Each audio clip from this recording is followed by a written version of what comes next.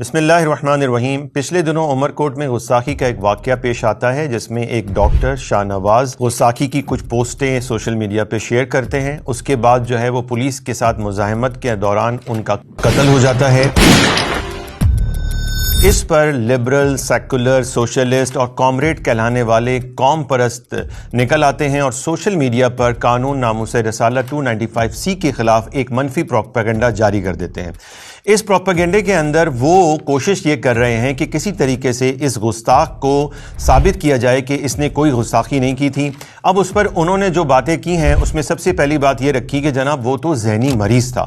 آئیے انہی کی رپورٹس کے مطابق ہم جائزہ لیتے ہیں کیا وہ ذہنی مریض تھا۔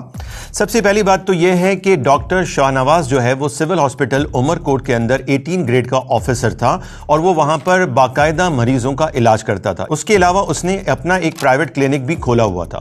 کیا پاگل ذہنی مریض اس طرح کے کام کر سکتا ہے؟ اور اگر وہ ذہنی مریض کام کر رہا تھا تو پھر ہماری انتظامیہ یا ہاسپٹل کی انتظامیہ کیا کر رہی تھی؟ پھر دیکھیے کہ جب اس پر گستاخی کا مقدمہ بنتا ہے اور اسے نوکری سے نکال دیا جاتا ہے تو وہ بجائے اس کے کہ خوف زدہ ہو جاتا، ڈر جاتا اور وہ جاتا پولیس کے پاس کہ جناب یہ میری آئی ڈی نہیں ہے، یہ ہیک ہو گئی ہے اور میں تو مسلمان ہوں اور میں نے ایسی کوئی حرکت نہیں کی ہے، وہ فرار ہوتا ہے۔ کیا پاگل فرار ہوتے ہیں؟ ڈاکٹر شاہ نواز کے خلاف عمر کوٹ میں بہت بڑے احتجاج شروع ہو گئے تو ڈاکٹر شاہ نواز جسے یہ پاگل قرار دے رہے ہیں اس پاگل نے اپنی تمام پوسٹوں کو ڈیلیٹ کر دیا۔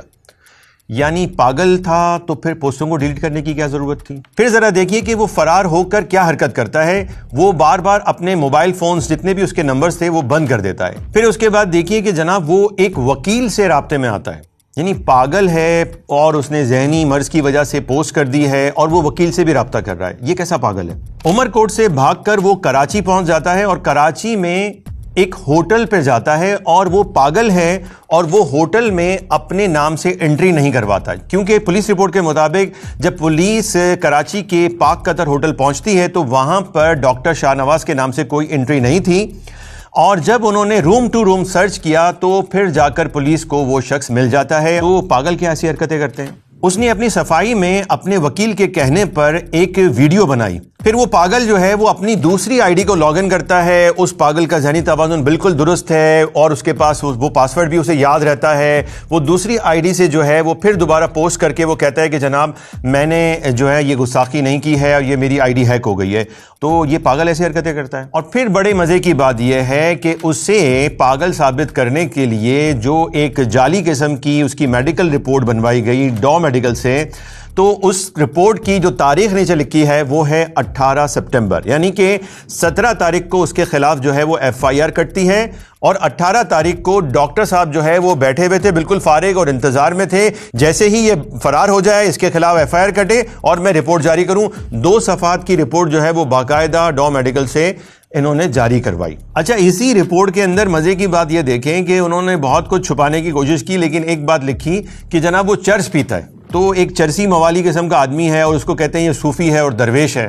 اور پھر ایک اور مزے کی بات یہ دیکھیں کہ کراچی کے لوگ جانتے ہیں کہ کراچی کے جس علاقے میں وہ ہوٹلنگ کرتا ہے اور انہی کی رپورٹ کے مطابق کہ وہ بار بار ان ہوٹلز میں ٹھہرتا تھا جس علاقے کے ہوٹلز میں، وہ کراچی کا قدیم ریڈ لائٹ ایریا ہے۔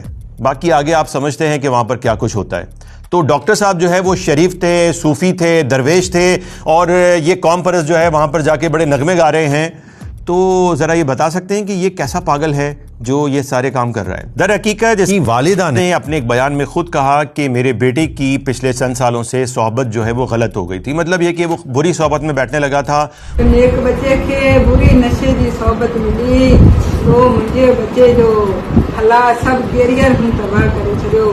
وہ سوشلسٹ، لبرل، سیکولر، ملحدانہ نظریات رکھنے والے لوگوں کے ساتھ بیٹھتا تھا اور جو لوگ سندھ کے مزاج سے واقف ہیں انہیں پتہ ہے کہ وہاں پر قوم پرست لوگ جو ہے وہ کس طرح کا اسلام مخالف، مذہب مخالف پروپیگنڈا کرتے ہیں۔ ایسا لگتا ہے کہ ڈاکٹر شاہ نواز بھی اسی پروپیگنڈک سے بڑا متاثر ہوا تھا اور اس میں شدت پسندی اور انتہا پسندی آ گئی، یہاں تک کہ اس نے اللہ رسول کے بارے میں گستاخیاں کی۔ اور یہ بات میں واضح کر دوں کیونکہ بہت سارے لوگوں نے اس کی پوسٹیں نہیں دیکھی ہیں ہیں اور لوگوں کو گمراہ یہ کیا جا رہا ہے کہ اس میں تعویل ہو سکتی ہے, اس میں بات ہو سکتی ہے. میں نے اپنی آنکھوں سے وہ پوسٹیں دیکھی ہیں, پڑھی ہیں, اس میں سری گستاخیاں اور کھلی گالیاں لکھی ہیں. واضح رہے کہ یہ منفی پروپیگنڈا اسلام مخالف ہے, مذہب مخالف ہے, پاکستان مخالف ہے. اور آپ جانتے ہیں کہ جو لوگ اس کو سپورٹ کر رہے ہیں وہ سندھو دیش کا نعرہ لگاتے ہیں, پاکستان کو توڑنا چاہتے ہیں, سندھ کو توڑنا چاہتے ہیں, سندھ میں شدت پسندی اور انتہا پسندی پھیلانا چاہتے ہیں.